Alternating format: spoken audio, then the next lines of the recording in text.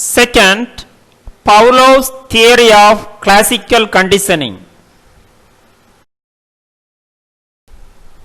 Detail going on.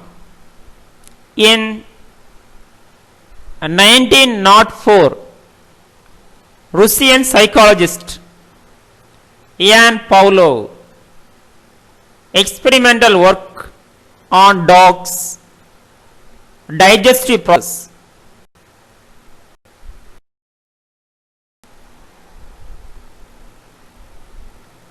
conditioning can be defined as a process in which a natural stimulus which is not associated with any specific response on pairing with a natural stimulus acquires all the characteristics of natural stimulus. Ivan Pavlov.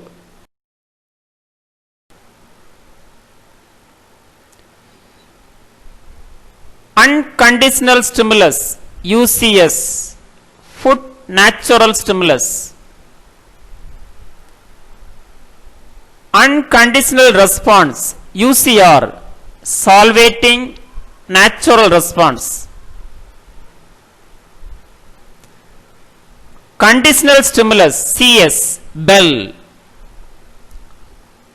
Conditional response CR, solvation.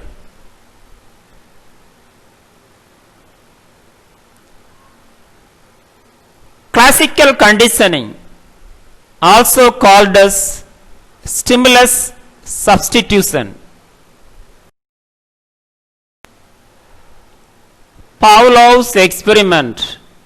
Stage 1, before conditioning. Unconditional stimulus food. Unconditional response solvation. Conditional stimulus ringing of the bell, not specific response.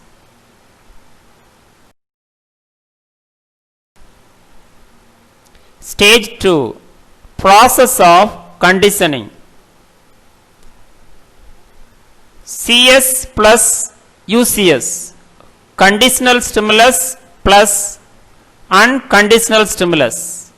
Bell sound plus food. Conditional response solvation. Stage 3, after conditioning. CS, bell sound. CR, solvation.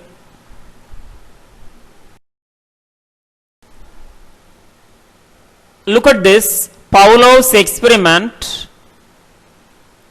Observation screen, tube for collection of saliva, container of meat powder, device to count drops of saliva, revolving drum for recording responses. Look at this pictorial representation. First, before conditioning, food. Unconditioned stimulus. Response. Solvation. Unconditioned response. Second, before conditioning, bell. Neutral stimulus. Response.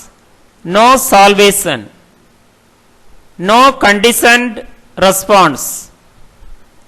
3, during conditioning, bell plus food.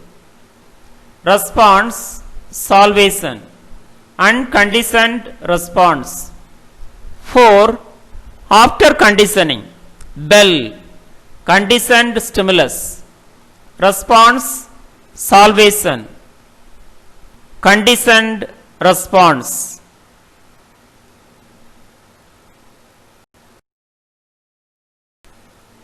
Look at this.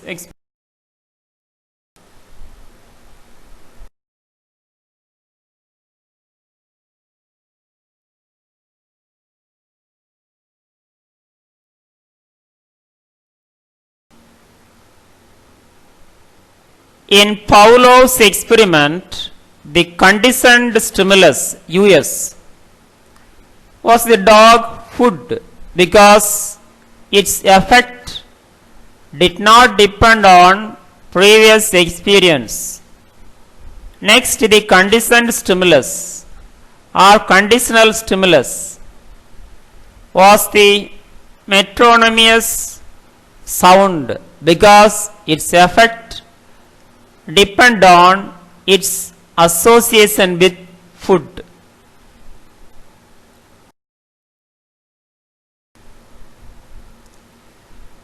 Likewise, the responses of the dog follow the same conditioned versus unconditioned arrangement. The conditioned response CR is the response to the conditioned stimulus, whereas the unconditioned response UR corresponding to the unconditioned stimulus. Unconditioned stimulus food is greater. Unconditioned response salvation. Look at this. Pavlov's dog begs, will drawl for bells.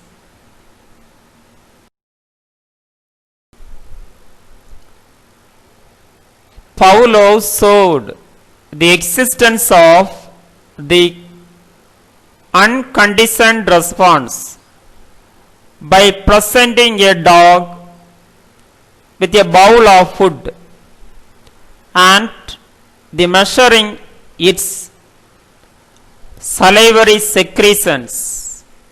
In his experiment, Pavlov used a bell as his neutral stimulus. Whenever he gave food to his dog, he also rang a bell. After a number of repeats of this procedure, they tried the bell on its own.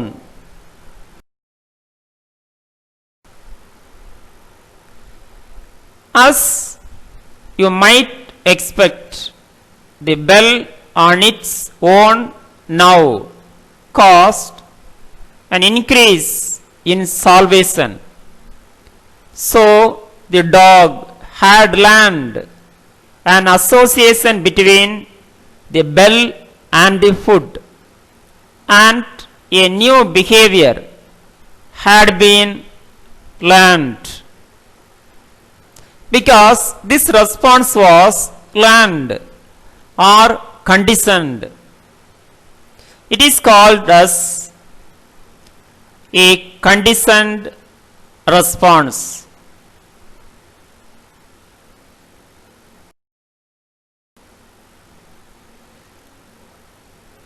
The neutral stimulus has become a conditioned stimulus.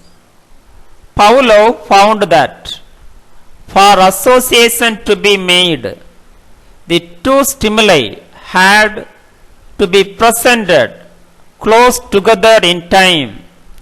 He called this the law of temporal contiguity.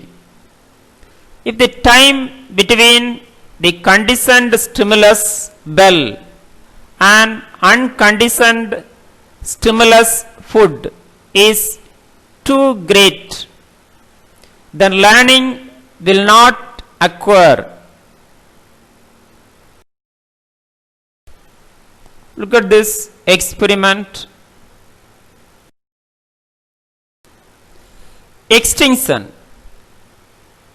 If CS, conditional stimulus, sound of the bell is not followed by unconditional stimulus food for few days, it means there is no reinforcement. Stage comes when dog stops to secrete salvation This process is known as extinction.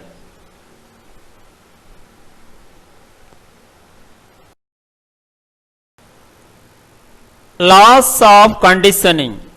5 laws. 1. Law of causation. Conditioned response is established by series of contiguous pairing of CS and UCS. Second, law of experimental extinction. The immediate recovery of conditions response is called spontaneous recovery.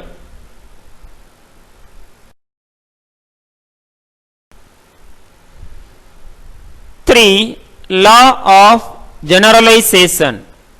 Once CR is established, it may be elicited by stimulus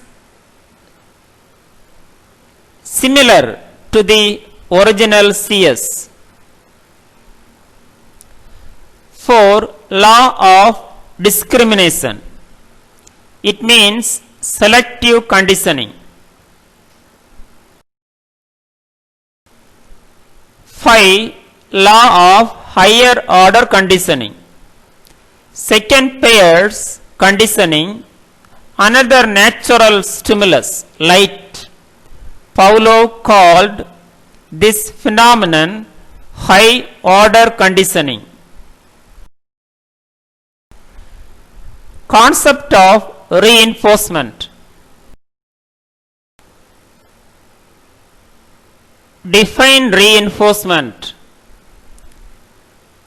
Reinforcement could be defined as the phenomenon in which a desired response, when emitted, is strengthened by presenting a reinforce and thereby increase the frequency of occurrence of that particular response.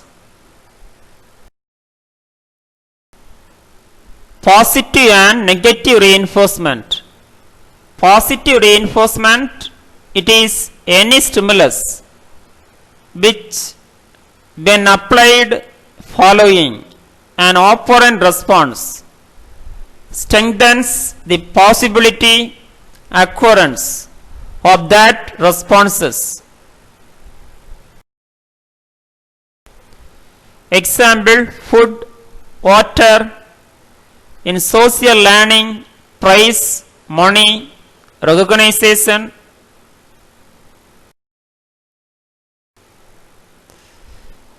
Negative reinforcement. It is any stimulus which, when removed following an operant response, strengthens the probability of occurrence of that response.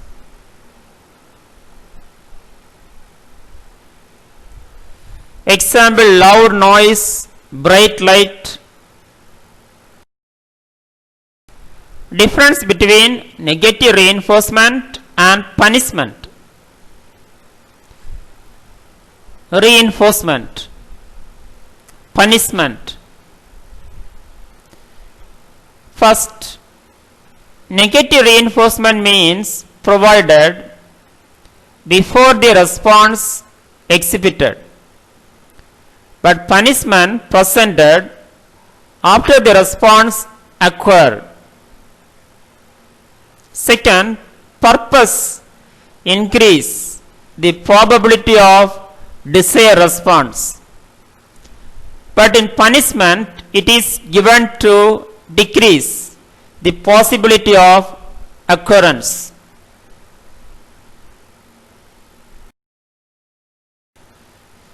Look at this statue of Pavlov.